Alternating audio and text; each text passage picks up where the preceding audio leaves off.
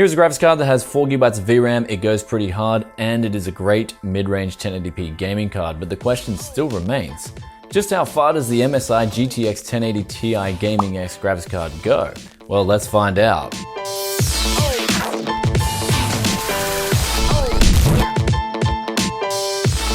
Welcome back to Tech City. This is Brian coming to you guys today with an in-depth look of the MSI's GTX 1050ti Gaming X graphics card.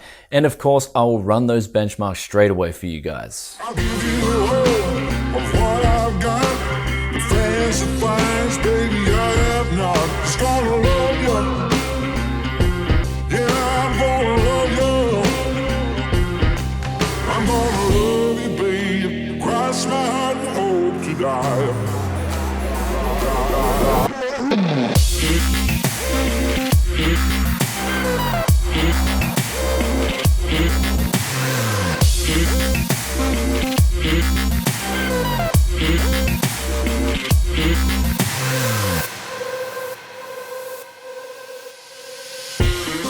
So the performance is really damn good on MSI's Gaming X graphics card, which boosts really hard from the get-go. Ironically enough, however, I have another MSI gaming graphics card here, and it is the same story. Low temps, low noise, high overclocks out the box, and that isn't even with me touching anything or installing any additional software. This is what makes the Gaming X a really nice card and sets it out from the others. It also looks really clean, and on this particular model it has the twin Frozer cooler with dual Torx fans, and also features red LEDs on the bottom that glow, and on the side there's also the MSI logo that lights up. Both can be controlled via the MSI Gaming app. Looking at the inputs and outputs of this card, it has a DisplayPort, HDMI 2.0 and DVI dual out. They can support up to 4K resolutions and can be used to record shadow play game footage too. The card internally also supports UBIC dual end channel MOSFETs, with high side being rated at 51 amps and the low side being rated at 117 amps at 25 degrees Celsius. There is also MSI's SFC chokes and also solid state capacitors.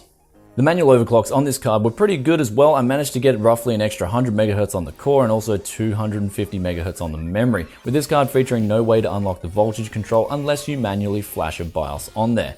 And with a custom fan profile on the card, it reached only 51 degrees in a 28-degree ambient environment on load. Very impressive, and here is a quick noise test at these settings.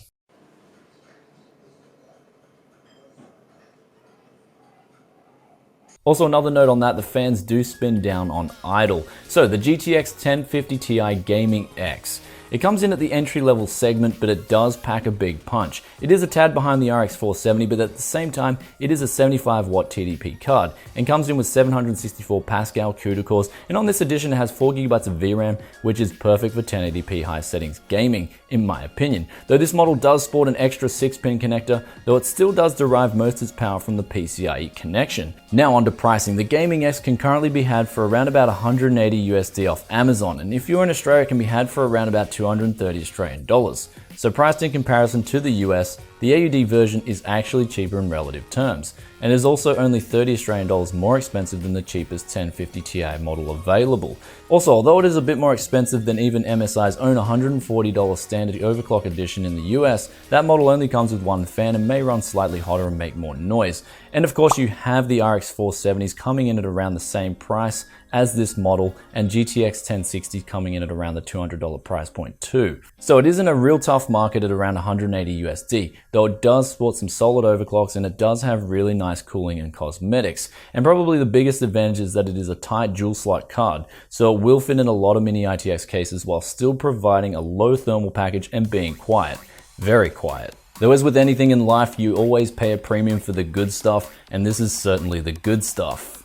Anyway guys, that's about it for me today. If you like this video, then be sure to hit that like button and let me know in the comments section below, what do you think of MSI's Gaming X GTX 1050ti? Would love to hear your thoughts and opinions as always, and I'll catch you in another tech video very soon.